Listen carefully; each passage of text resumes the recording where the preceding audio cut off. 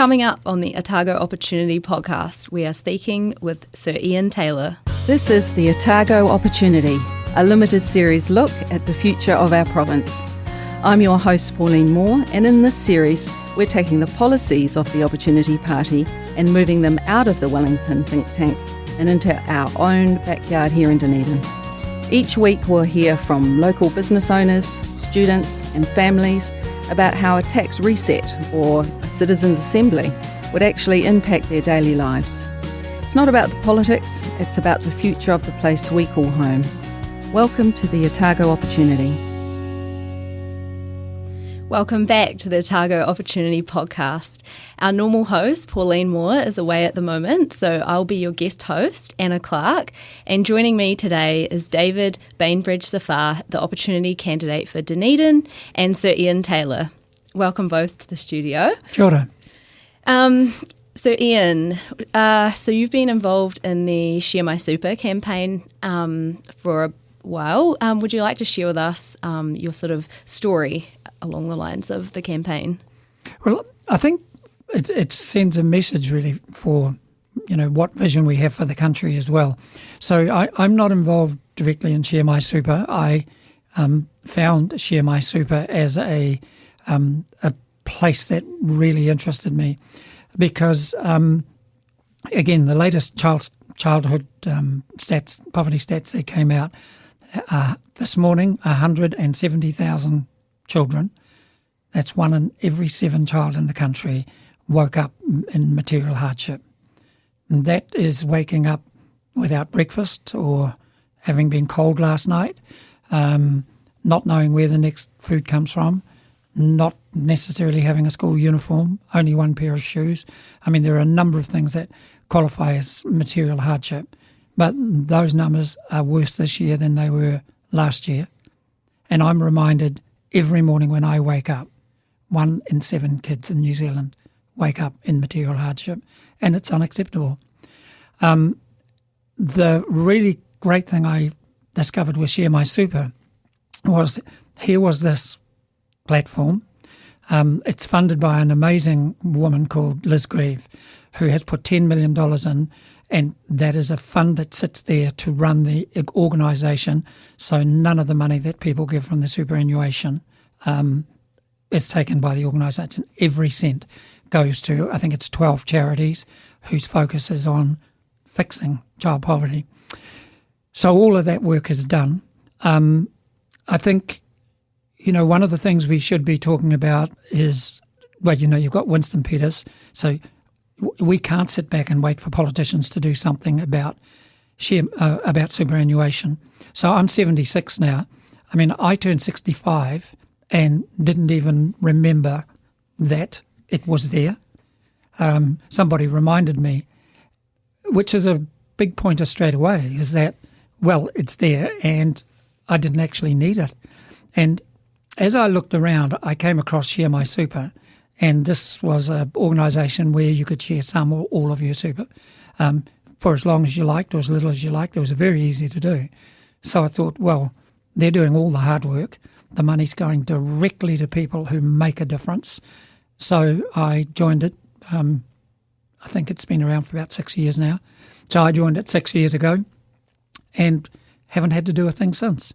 And what's really cool about it is I know that if I need it back, it will take me less than a minute to go online, tick a box, and it comes back. No judgment, no explanation, you can do it. But the important thing, where I looked at it, I was surprised that when you think of the resource that it is, $23 billion a year that goes out to everyone over 65. Now, a huge number of those people over 65 need it. And of course, the conversation now that goes on is, why don't we stretch it out to 67? Well, what happens to those at 65 who really are struggling now? We need to think differently about it. And I can't wait, we can't wait around for politicians to do something about this. So I had this idea, which I kind of discussed with the people at Share My Super. What if we went about looking for just 1% of those people who get super who don't need it? I mean, there's easily 1% who don't need it. There's 1% of people like me, easily. That's 200 million a year that would go directly to the charities that deal to this every day. To fix child poverty, we need 3 billion a year. But child poverty costs us somewhere between 12 and 13 billion a year. So the sums, we can juggle around with those sums, but actually it's just not right that 1 in 7 kids are in that material hardship. And I think that if we did something with Share My Super, or we did something like Share My Super and found people who could do it and set that as a goal. I was part of the Rev'd conference a week ago, and Anna Mowbray left us with a challenge that said, what difference will you make between now and next Rev? Well, I've just thought of it talking to you. I'm going to go back to that Rev'd community and say, why don't we set ourselves a goal to get this message out to find 1% of people between now and the next Rev and raise $200 million so none of those charities have to go looking for funds. And then the next time round, why don't we say let's go looking for 5%? Because there'll be 5% as well. So I think these are the discussions that are missing in this election. And the really cool thing for me about this is a solution that doesn't need a politician. The money's there. The politicians go round and round in circles going, let's shift the age group or let's shift it out of this cycle and we'll talk about it later. Well, all we need this year is for 1% of us to say, no, that's not good enough. Here's my super. Now, give it to the kids. That took a while. But I think it's about, what I watch with all of this, and including opportunity, all of the things about the election campaign. There are sound bites everywhere, and nobody is coming to me with a vision to vote for. So you've not decided who to vote for yet? This is the first time ever that I'm looking at this thinking, I don't know what to do. And you've written, opinion pieces in the media saying you voted National last time. Previously, you'd voted Labour. I was brought up in a rural area, in a Labour kind of thinking, and it is my place. Centre left, I guess, is where I sit naturally in the stuff. But I've worked with politicians from all parties over. I'm 76 now, so I've had a lot to do with lots of different politicians, and you find really good people everywhere. So yes, naturally it sat there, but I think in all my time, I think I voted National 3 times. I voted Māori Party when Peter Sharples was there, and I thought what he and John Key did was just incredible in Te Reo Turia. And that's one of the things, you have to be sitting at the table to start with, to start these conversations.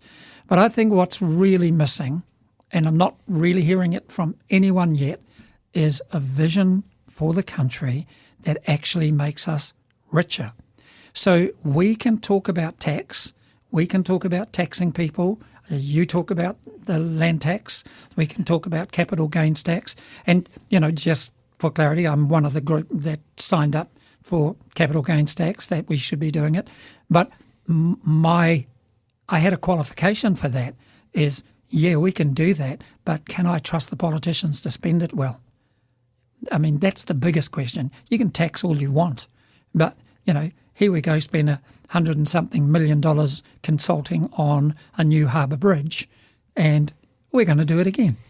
They've spent $100 million in consultation on the hospital, and look, it's ground down there. So we can talk about tax, but what happens to it? I think the more important thing we should need to be talking about is what is a vision for this country to be wealthy again. So, as an example, in 1990, when I started animation research here in Dunedin, the GDPs of us and Ireland were the same. Ireland is now more than twice ours. Same population. Now, let's forget about how they've lifted GDP. They just had a vision that it had to be lifted. And which means now that when they spend 7% on education for the same number of kids, it's twice as much as we spend. So there's a good starting point. What happened in the interim? Well, we sat back on our laurels and thought, we're a wealthy country, we've got farming, we've got all of this.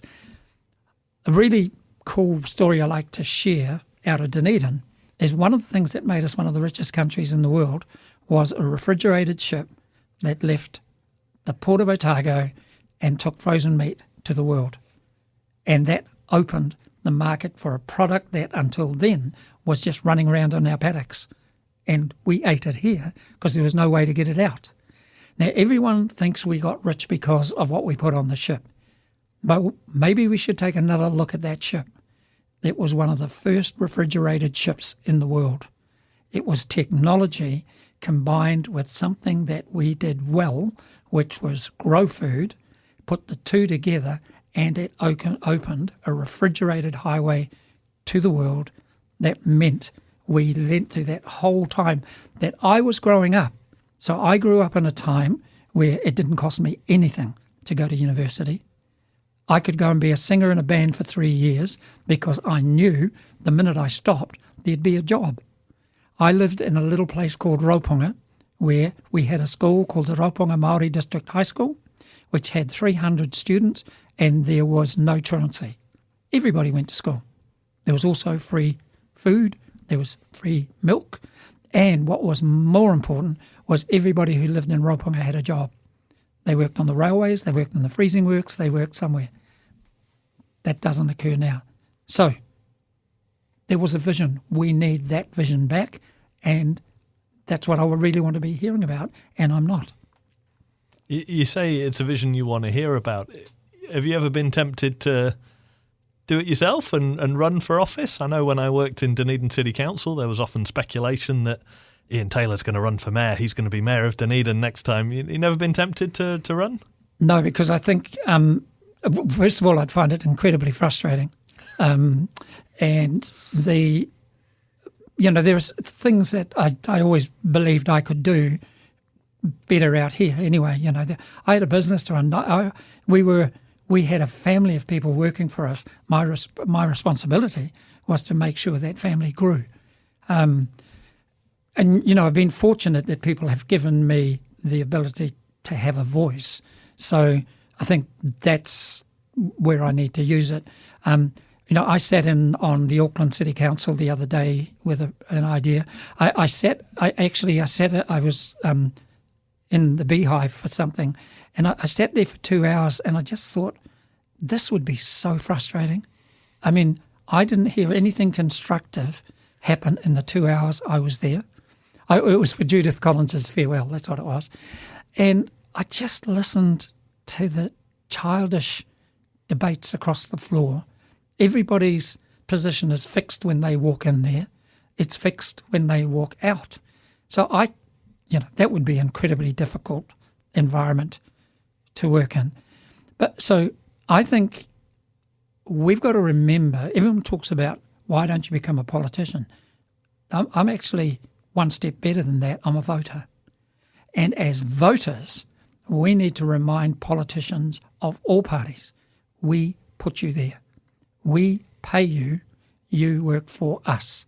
And I think what we're trying to do in a lot of areas, and REVD is one of those conferences that is trying to do it, is that we're trying to speak to the voters with, we don't mind where you vote, but these are the questions you need to be asking answers for. Now, who's answering those questions? Like a simple one, if opportunity is in there, who's going to work with them and on what basis?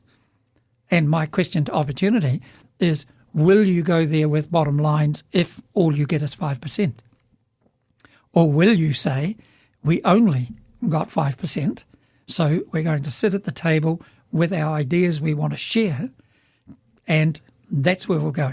I mean, as I said last time, I gave my vote to National. I'm hugely disillusioned by what happened during COVID. I'm hugely disillusioned by Labor when it had a full majority. That was the time. You're going to talk about capital gains tax. That was the time to start talking about it. and it's not on the table. So we just put it off the table again. So during COVID, a number of national parties, a lot of people came to listen to our arguments about the most important things wasn't just lives, it was lives and livelihoods. And if you only thought of one, if you focused totally on lives, we would be suffering the consequences of not thinking about livelihoods at the same time. And they came and listened. So I just thought, actually, they're listening, they get my vote.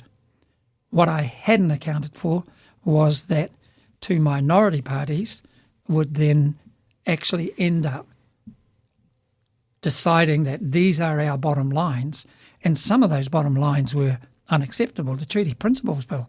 I mean, if I'd known that National was going to even let that go through, waste millions of dollars, divide the country, they wouldn't have got my vote. If I'd known that ACT would push on pay equity and have it removed, they wouldn't have got my vote. But I didn't know that at the time, and right now I've got no idea what the minority partners are going to demand of the other two parties who are dropping closer to the minority parties, what they're going to give in. Yeah, it's scary, isn't it? And that, for me, is one of the attractions of opportunity, that we can potentially, hopefully, stop either National or Labour being dragged to those extremes by those minority parties, particularly, as you mentioned, ACT and New Zealand First. Well, no. Te Pātai Māori and the Greens too. You know, if you look at the extremes are on both sides, and we have to accept that. And, you know, the Greens have started to move back to some of the arguments around the environment and stuff, but they, you know, the opportunity for the Opportunity Party was to be a true environmental party, one that actually stepped back and didn't blame people, didn't blame farmers, didn't blame foresters, but actually stepped back and talked about, and you got the perfect name, what is the opportunity for this country when it comes to climate change and sustainability? One option is we can yell at farmers and we can tell them to have fewer cows, have fewer this, to do that, or we can actually talk to the scientists and the technology drivers who are saying, actually, this is what you can do. We can talk to the people in the bioforestry industry that says, you know, we are leaving $20 to $40 billion a year on the ground with our forestry. There, we can lead the world in this. That's what, if you want to be an environmental party, what we should be doing is, what is the opportunity that take that ship, Dunedin, technology and something we do really well, put them together and be one of the richest countries in the world. So now you step back, what do we do really well? We farm, we grow things, we grow stuff. What else do we do really well? Actually, we've got some really clever technology. Now, what happens when you put those two together, stop yelling at each other and go, oh, hey, foresters, did you know that we could do this, this and this? Why aren't we fast-tracking that? You know, if we're going to talk about fast-track, we should be talking about fast-tracking to opportunities that give us a better future. Because you can talk all you like about tax, and, you know, when I first talked to Ulay at the very first of these, the very first of the things, you know, my advice for what it was don't go to tax, you know, talk about the opportunities for the country. And yes, we do have to start addressing that tax issue, but let's start talking about lifting the income of the entire country. That's going to change tax straight away. There'll be more of that, but then let's start having that longer term discussion, because I think we are looking at a world where jobs are going to be harder to find. Everybody says, "Oh, AI won't do this," but actually, I look at my grandkids and I am wondering, what work will they have? What jobs will they be there? And we have stepped back, and we're just, as a country, we don't even have an AI strategy. and it should be an AI strategy. We've put one at our work. AI will never replace anyone's job, and that's just non-negotiable. What AI will do is it will work with the really clever people we've got there, and it will create new jobs for people to come in. There'll be different jobs. There'll be jobs that don't even exist. But we're not going, oh, if we use AI to do this, this and this, we can get rid of those people. As a country, we have to be looking at New Zealand to say, let's lead the world in the way we approach AI and the way we look at the sovereignty of our data. I mean, if we run the risk of handing this over to a handful of really very rich white people, men, actually, and we know their names. And that's at Animation Research where you've said we're never going to let AI replace anyone's job. That's a joint decision by the whole, It's everybody. So, and it's really interesting when you come and see how they're using it. It's there as a technology to help us do our job better. Well, that's it. You're a technology company. No, we're not. No? No. How do you describe Animation Research? Storytellers. Nice. Well, it's true. We tell stories. See, if you start talking about technology companies, technology takes on this whole big other thing like AI has. Technology, a pencil was technology. And if I can tell a story with a pencil and a piece of paper better than I can tell it on an iPad, I will tell it with a pencil and paper. If you come into our office, you'll see these big desks that teams stand around with a felt pen and write on as they talk to each other. We've got all the best technology in the world, including a felt pen and a white top desk that people stand on as human beings and talk to each other. So technology is just a tool for telling stories. Yeah, because when I think Animation Research, I think ball tracking technology, whether it's cricket, tennis, golf. Okay, now go to the core of it. What does it do? You're telling the story, I guess. It tells the story. Yeah. The first story it tells is, we love to think about it like this. The first story it tells is to the people sitting on the couch at home, watching these people. This is why you're on the couch and they're there. These are the tools that we use to show you how good they are. So it's all storytelling. Yep, absolutely. That's a really good way of looking, at AI. That's definitely like the way that I think of it as well. Just like, it's a tool for like automating and helping kind of free up our brain space for our human creativity, like part of our brain, and to really like think up some creative solutions to things. So here's the question. Now that machines can answer almost any question, shouldn't we be teaching our kids how to ask better questions? Yep, absolutely. And that isn't new. That actually was Archimedes. That was Aristotle. It's got nothing to do with AI. Aristotle, Archimedes asked better questions. That's what learning is about. And we've lost that. And, we're looking at an education curriculum that has gone back to getting kids to answer questions and only one way. This is how you answer that question. Well, actually, who asked the question? Is that the best question? Is that the right question?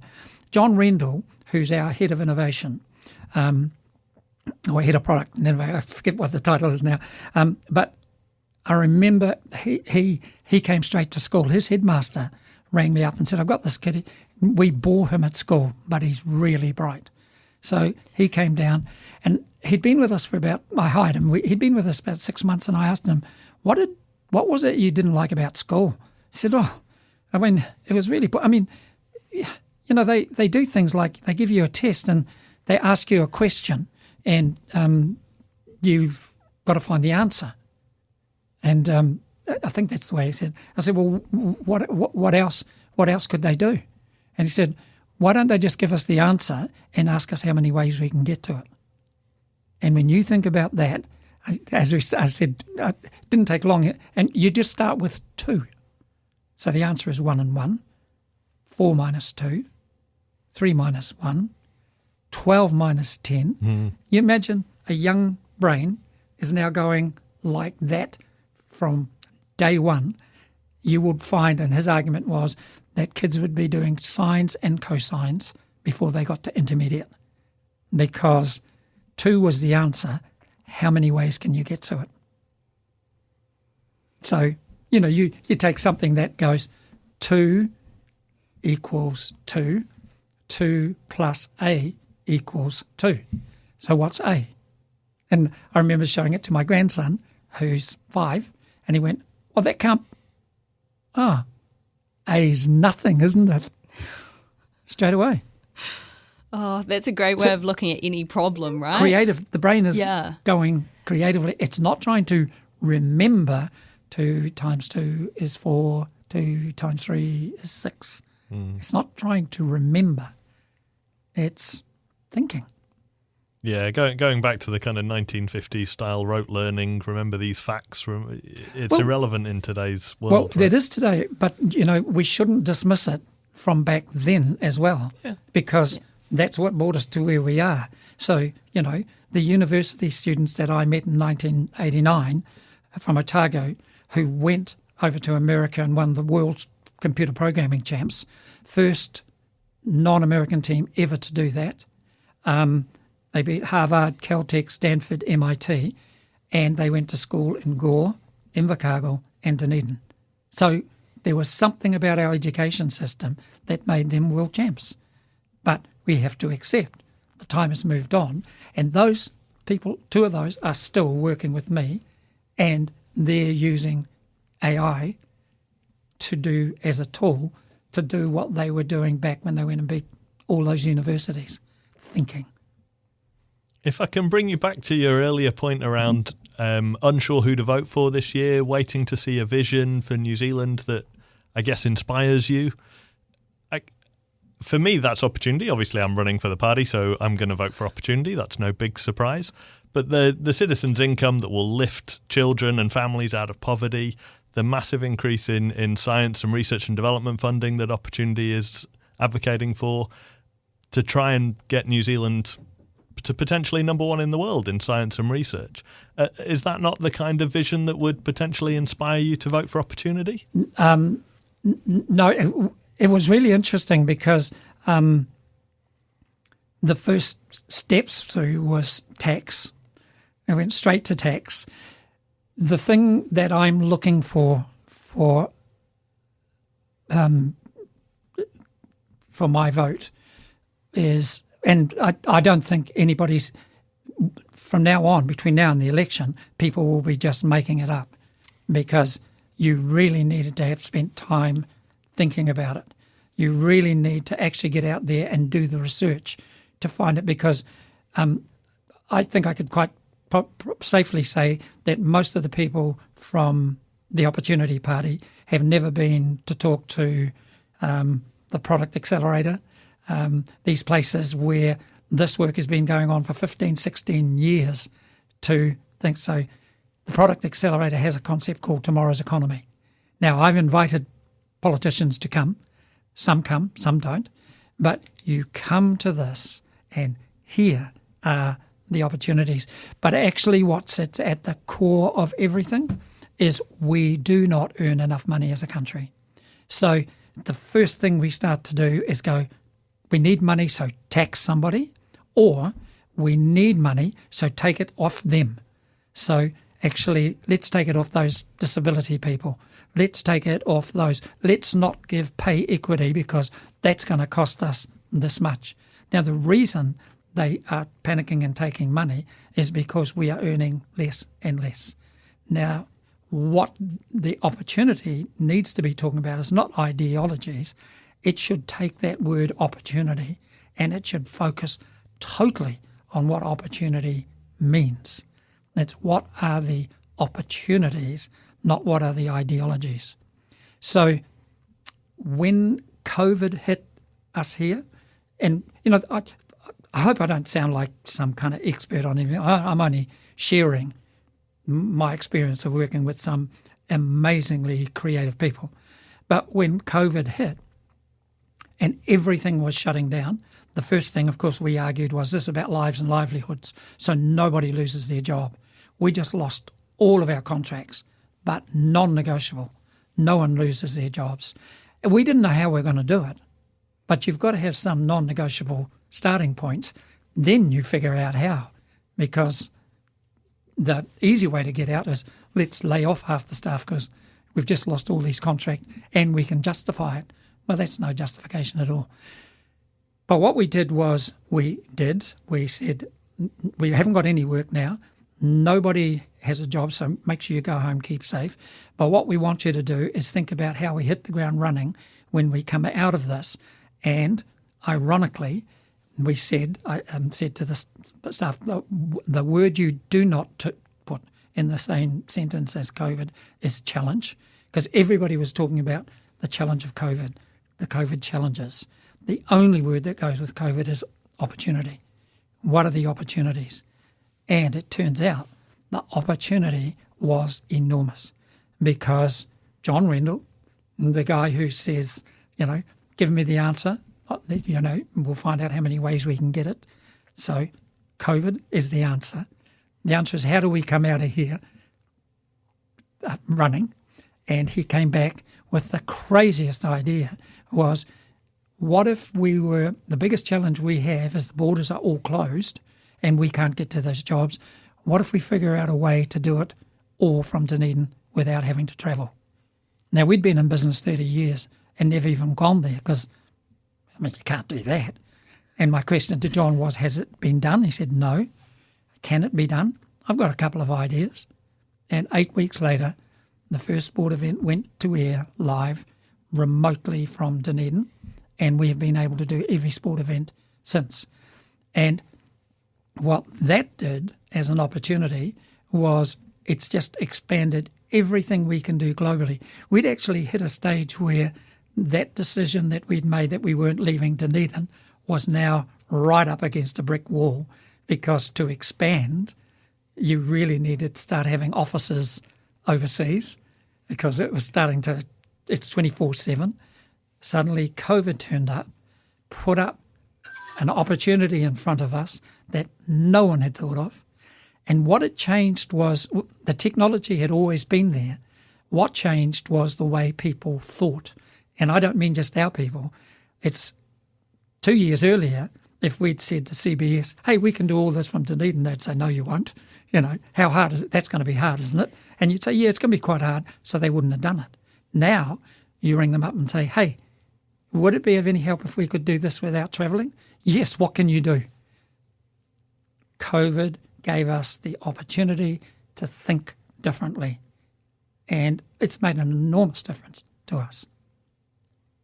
And so how many staff at Animation Research? About 70. About 70, and no overseas office, no LA office, no London office? Nope. All in Dunedin? Yep. Well, what we do is we collaborate and we work with our partners now. So we now have inside Major League Baseball, we've got a person inside there. Inside the PGA Tour, they built this multi-million-dollar studio and built a space for us. So we've got a person inside there. But what we do is we hire Americans, bring them here, train them in our culture, and put them there. So that we're collaborating with our clients, keeping their costs down, lifting everything around it, and they know that at any instance that those people need to be talking to these people here, we're here. Because the important thing we had to address was while we were working remotely, people would be working night shifts here, and whatever you say about night shifts, that's not how humans are meant to work. Humans are meant to sleep at night. And so we've been doing that for a while, but again, we were always conscious that from a human factor that couldn't go on. So now we've been able to work collaboratively with our clients. So we've now they've got offices for us in London, but they aren't our offices, and we're training their people. And now there's a whole different way of working that wasn't possible before COVID. And through COVID, you I remember wrote some articles about things you wanted the government to do, and obviously you've met with various prime ministers in your time. If you were prime minister for a day, or had a magic wand or whatever, what are the kind of one or two things you would really want to see the prime minister do, whoever that prime minister may be? I would really want them starting to create this vision for the country. We haven't got a vision. We keep being told we're poor, we're broke, we've lost our mojo. My argument with the Prime Minister Luxon when he started to talk that was he was just mixing with the wrong people. I'm surrounded by mojo makers. We look at, so I'm in I had this running battle with Shane Jones on the mine in the Bendigo mine.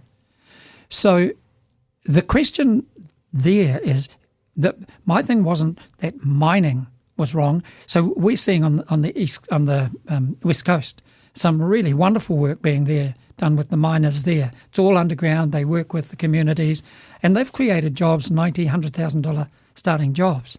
But they're also not digging gigantic holes in the side of the mountain. They are definitely not putting a dam full of toxic waste on an earthquake. The place we're going to have in the next 50 years, have at least an 8.8, whatever it is, earthquake. The risk is just too high. But it's not just that. When you actually dig into that mine, in order to get 2 ounces of gold, you need 1 tonne of ore. In order to get to 1 tonne of ore in that area, you have to dig out 20 tonnes of rock. So everyone says it's 1 tonne of ore, but you're actually moving 21 tonnes of rock to get 2 ounces of gold. Now there's a New Zealand technology called, just forgotten it, just skipped my mind. But there's New Zealand technology that has been designed to extract gold and critical minerals from e-waste. One of the biggest environmental problems on the planet is e-waste. We dig up gold, we put it in computers, we put it in phones, we put it in these things, and then we throw them in a dump with the gold in them. This mint, I think it's called Mint Innovation. Mint Innovation can extract between 3 and 4 ounces of gold from 1 tonne of e-waste. Why aren't we fast-tracking that? They've had to go overseas to build their factories. They've had to go offshore to raise money. Here, we are giving people money to dig up land in this beautiful environment. But, I hated the idea of digging that up, but that wasn't my argument. It was the risk we left by putting toxic waste in a dam close to a fault line with an earthquake that is going to happen within the next 50 years. What you do not need on everything else that's going to happen is you do not need thousands of tonnes of toxic waste rushing down through the 2 rivers that are where that mine is being built. And those are the discussions that should be happening at a table, not yelling, not arguing. Here's some other evidence. And that's what I would hope Opportunity Party would do. You'd step away from the ideologies and you start going, your council of citizens. Mm-hmm. I think that's where voters take back the power. We've got the power to put you in and out. That's why all politicians are sucking up to us now. That's why some politicians are talking to the minority that they need to get their jobs back. They're not talking to all of us. So when David Seymour talks about no more race-based hiring in a public service, he's not talking about race-based. He's talking about Māori, because the Public Service Act is about the treaty. It's about 2 people, or two entities, Māori and the Crown. So he shouldn't say race-based. He should just say we shouldn't have all these Māoris doing it. And the basis of that is just another step from his thing saying the treaty was never a partnership agreement. And he only has to speak to 5% of the population who will agree with him, and he's back there getting this unlimited amount of power that someone else has given him. Absolutely. Do you reckon we could take it one step further and potentially, like as a business owner, you do performance reviews, I'm assuming. What if we had performance reviews for like politicians? Like, do you reckon that could be a fun solution to this? No, because most of them would fail. I mean, it's a foregone conclusion. I mean, you only have to. I mean, I lived through those really amazing times. Again, as I said, my law degree. I think my law degree cost me $11 a year, or $13, something like that. That is unreal. Yeah, I mean, I went to school and all our books were there. I mean, you didn't buy anything. You didn't. That's what it was. So what has changed and so I have the benefit of being able to look back and see those changes. And the biggest change that's happened is the economic divide, and maybe that's something that is human nature as well. But can't we, as a country of just 5 million people, step back and say, I think I'm looking for a party now, because you do have to vote, but honestly, it is really difficult. But I'm looking for hope that we are going to be talking about how do we make the country richer again, doing the things that we do well. Why don't we start talking to each other? Stop yelling at each other. And I think that was the opportunity that the Opportunity Party has. And of course, everyone dismisses that. But you do have to have some policy, some stances that you take to talk about. I haven't heard the stance on education. Education is one of the most critical areas of our economy because of the new technology. Because if we get education wrong over the next couple of years, we will be backpedaling forever. Our kids cannot afford for governments and politicians to sit back and go, we'll deal to that new technology called AI later. We have to set the path that New Zealand is going to take for it. I saw a really interesting presentation from a professor who once I ring them up and we have this long chat. But his whole approach to AI was that we should be now taking a Māori principle of education, which is ako. There are no teachers, there are no students. We're all teachers, we're all students, and we learn together. And if ever there was a time we needed to be learning together, it's now, because this thing called AI is coming at us at 1,000,000 miles an hour, and we all need. So in a classroom, teachers and students need to be addressing this thing together, because there's no teacher that can sit up there and speak with knowledge about this is what it does for you. And when I watch my young kids, my grandkids, the things they are doing, it's remarkable. They can be contributing back equally as fast. I saw my 7-year-old grandson, he's allowed to use ChatGPT when he's got a serious question, so his parents let him use it. And I was with him the other weekend, and he pulled this thing up because he went to ask it a question, and he looked at the answer at 7 and went, well, that's not right. Straight away.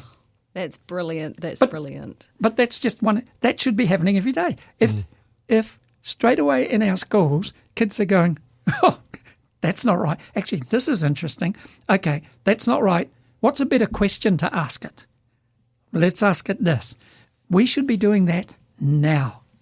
Yeah, it's critical thinking, and you see it in political interviews, of course. Sometimes politicians find a way to weasel out an answer that isn't technically incorrect, but... Oh, yeah, but they think we're dumb. I mean, we're all sitting out here going, well, you never answered that question.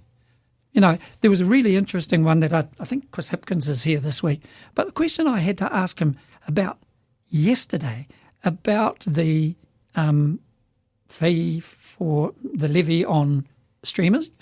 Oh, yeah. How did that turn into a tax? It isn't a tax. And yet he stood there. I mean, his answer was, we're not going to impose that tax. It's not a tax. He is in the town that used to have the Natural History Unit. Mm-hmm. This was the place where we created amazing content. This is something that has to be addressed, and it's not a tax on New Zealanders. It is going to Meta, YouTube, to all of those, and it is a levy on what they take out of the country. If it's a tax on them. It's not a tax on us. I sat and watched the news and watched National argue that it was just another tax. It isn't. It doesn't tax me. It is a levy that is needed to keep our creative industries doing what they do really well. And it's fair. And then the leader of the opposition says, no, we won't be doing that either because, we're not just going to be taxing. Well, the first question is, why aren't you doing it? This actually needs to be done. And you just told me that our creative industry doesn't rank high enough for you to even pause long enough to think about the response to the National Party was, excuse me, this isn't a tax. How come you're calling it a tax? They'd struggle to answer that because it isn't a tax on us. Yeah, and it's disappointing when people won't have that grown-up debate. They just worry about what plays well in the media. And your point earlier about when you go and vote, you don't want people to be holding their nose and voting for the lesser of two evils. You want people to feel hopeful walking out of the ballot box, feeling like this is a new dawn, a better future for New Zealand. Well, the opportunity for the Opportunity Party, I always maintained, was that you weren't looking for those extremes. You are actually wanting to talk to those who voted for the two main parties who are just looking for someone to sit at the table with the party they voted for and talk reasonably, talk positively, get things done and take good ideas to the table. I mean, you don't want to be fighting the Māori Party, the ACT, New Zealand First, they're the ones after just their minimal 5%, 7%, 8%. You need to be talking to all of those voters who aren't in those categories, who sit in the middle and it'll be either National or Labour, and look at this and both. Well, you've been ruled out on National at the moment, which was an unwise, crazy thing to do. But again, you gave them the opportunity by making one of your first policies tax. Yeah, and we'll see what Luxon does. I'm sure. I don't think anyone really believes he's ruled us out. If he needs us after an election, I'm sure Q will be getting a phone call. It shifted the conversation to tax. It did, yeah. And the Opportunity Party is about opportunity, not tax. And if there's an opportunity for more tax, let's talk about it. But if there's an opportunity for the country to get richer, so there is more tax, then why don't we focus on that for the first 3 years and be judged by the conversations you brought to the table in the first 3 years? Yeah. We just have time for kind of one more question before we wrap up, and I guess it's going to be a big one for you, Ian. You've talked a few times about the vision you want to see for New Zealand, and you're not hearing that from various parties. What is the vision that you want to hear? What's the vision that you've got in your head, maybe for your grandkids and for the future of New Zealand? So I have this concept I call the Coalition of the Willing. It's not a group. It's not anything. It's just a reason for people to have a driver, and it's your why.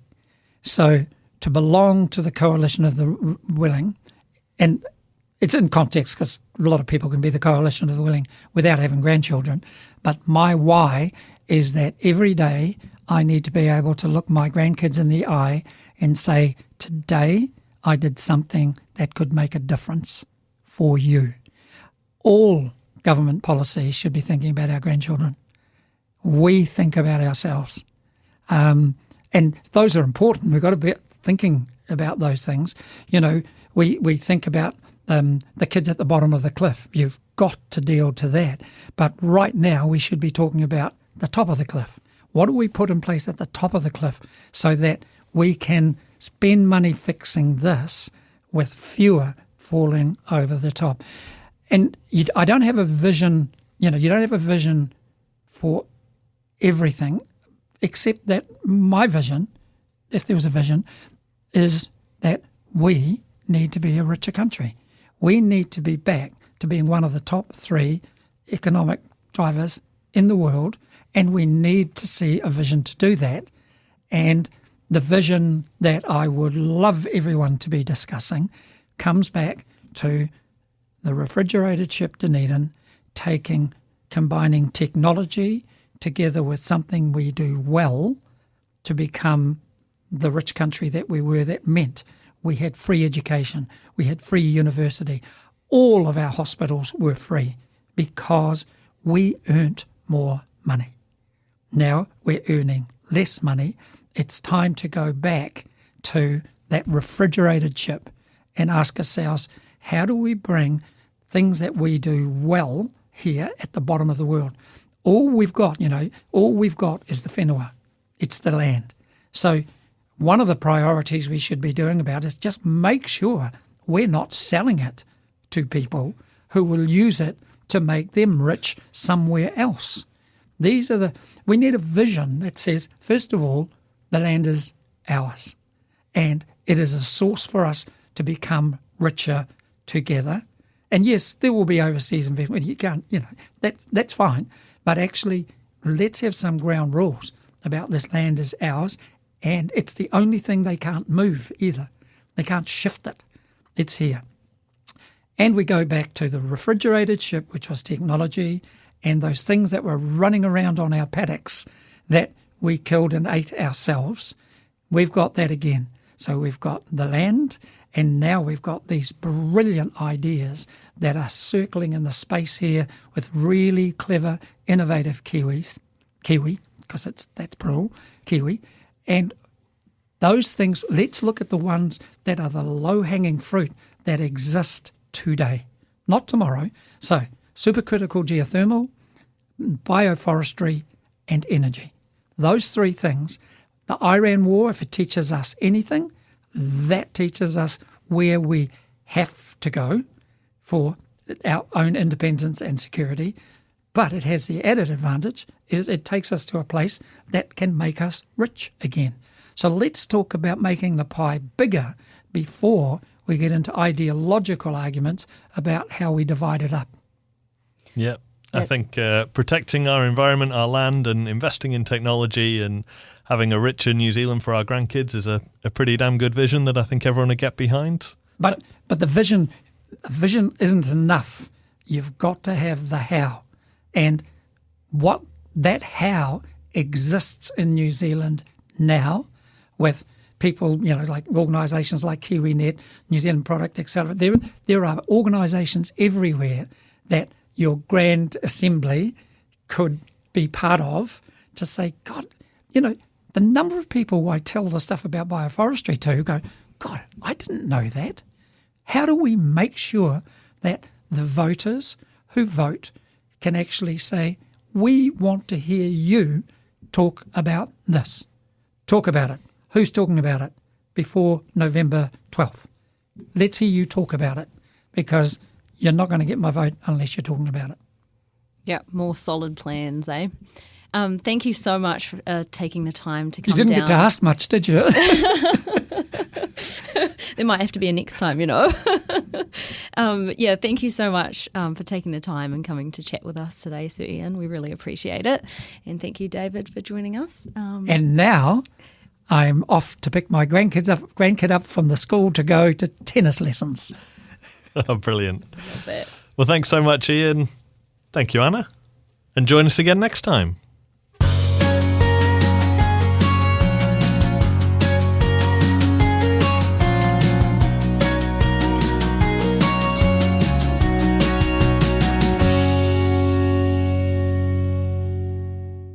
This program was approved by H.Cargo. secretary@opportunity.org.nz.